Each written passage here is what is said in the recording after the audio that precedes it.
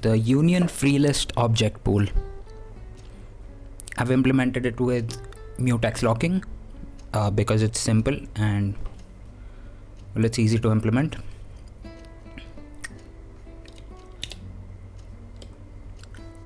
The core component of an object pool is the object itself. The key here is to implement it with union. Now, why a union? That's because a union holds a single memory address, no matter the amount of members it has. If you were to use a struct, each of its members would get their own memory addresses and their own allocation. But in a union, like we have here the template object and the next pointer, the union would basically get the same address, and you could reinterpret that same address according to what the members you have, and that's how you get memory efficient nodes within your slab allocation. Now, the structure of the whole object pool template is fairly straightforward. There's the constructor and the destructor, and the two main methods are the acquire method and the release method. The acquire method is getting an object out of the pool and allocating it to whatever data type you want. The release method is where you deallocate the block of address that you assigned out of the pool and you put it back into the pool. So what we have as our overall structure is the pool itself, which is the slab of memory that we pulled, and a free head pointer that points to the first free node within that pool, and of course Mutex, since we are going to use Mutex locking for multi-threaded operations.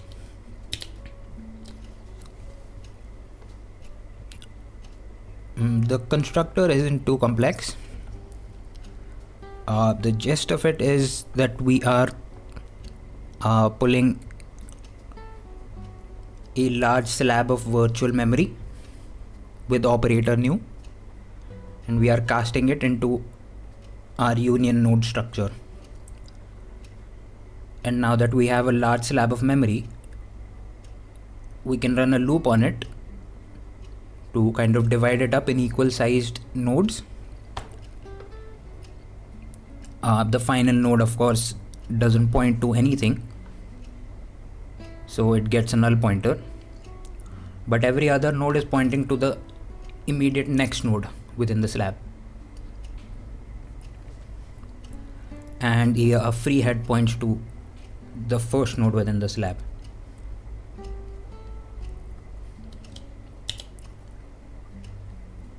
The destructor is really straightforward. What I'm doing here is freeing the entire pool at once instead of going by each object individually.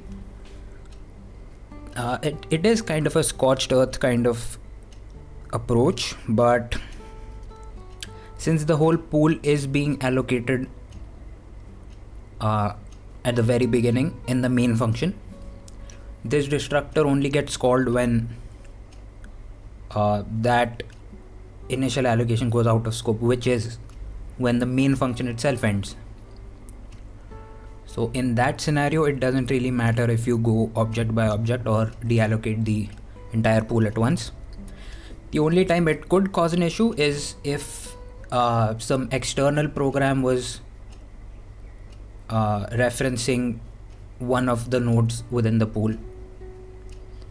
In that case, you could have a use after free exception.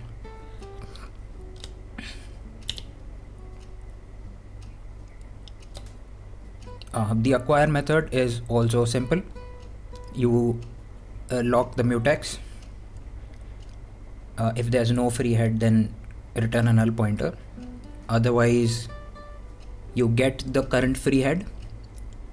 You point the free head pointer to the next available node, and then you perform placement new.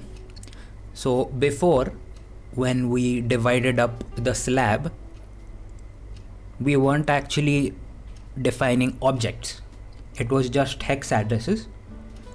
With placement new, which is this statement of return new, what we do is at this point we call the data type object constructor to actually create an object. So operator new is where you get virtual addresses, and placement new is where you get the object themselves, and regular new is basically both of those together. At least that's how I think about it in my head. The release method is again simple.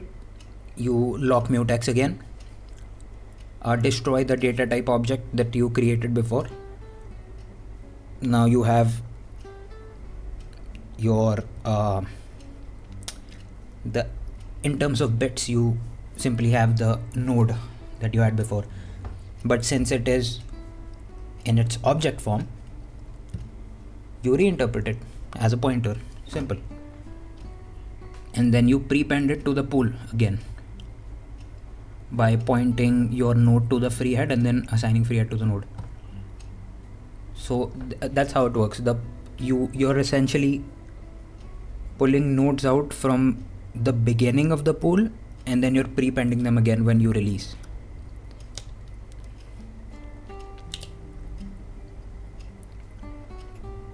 Now to benchmark this, what I've done is I've done single threaded tests for new and delete and for the pool, and then also multi-threaded.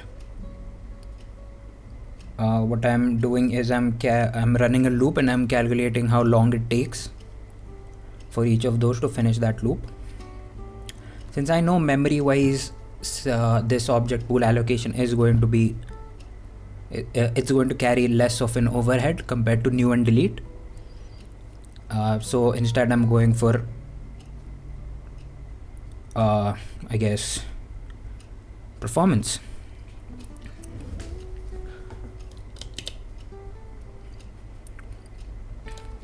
So I'm doing 5 million operations across 8 threads with a pool size of 1 million objects. So the object pool will get enough memory to hold like 1 million integers or strings or whatever.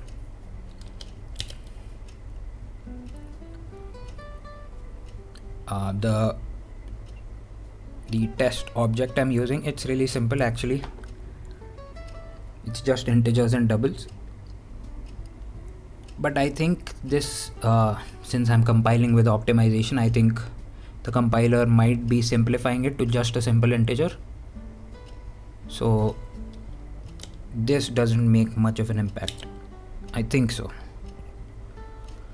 This is the measurement function I'm using. Within the template, I'm passing a function as an argument and then measuring how long it takes to execute and then returning the duration. Now the single thread benchmark, again I'm initializing a sync variable, an integer sync, and for the number of operations, which is 5 million in my case, I'm basically calling integer a from the initial object, and a was defined as 1, so we're basically incrementing the sync variable 5 million times. If I didn't do this increment, the compiler optimization would essentially just ignore this loop part because the allocation and deallocation is not being used at all, right? So this sync increment actually helps the benchmark script to properly run. The loop actually runs this way. And for the pool, all you do is replace new and delete with pool.acquire and pool.release.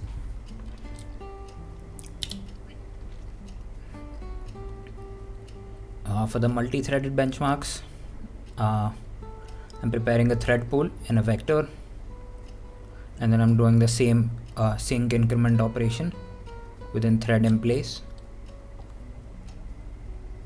Yeah, pretty straightforward. Same thing with the pool multi-thread benchmark, just replacing new and delete with pool.acquire and pool.release. And the main function is just calling the benchmark functions and printing out the results. Here's what I found. So my pool allocation seems to do marginally better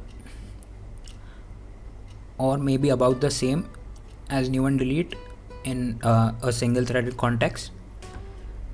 But multi-threaded, new and delete does a lot better. It is a highly optimized function. Like dynamic heap allocation, built-in heap allocation is highly optimized as of today. Plus I'm doing mutex locking, and there's a lot of high contention because all of the threads are basically focusing on one point. So that is why we're getting this high level of, well, this kind of slow performance. My hypothesis is that it's either the locking and unlocking overhead itself causing this slowdown, or it's the high level of contention that I have now, where 8 threads are focused on one single point. Now, to kind of test this, I'm guessing I should go lock free next, because if removing mutex overhead improves performance, then that would confirm it was mutex itself. But if not, then the reason for this slowdown is actually contention more than the locking overhead. That's what I'll do next.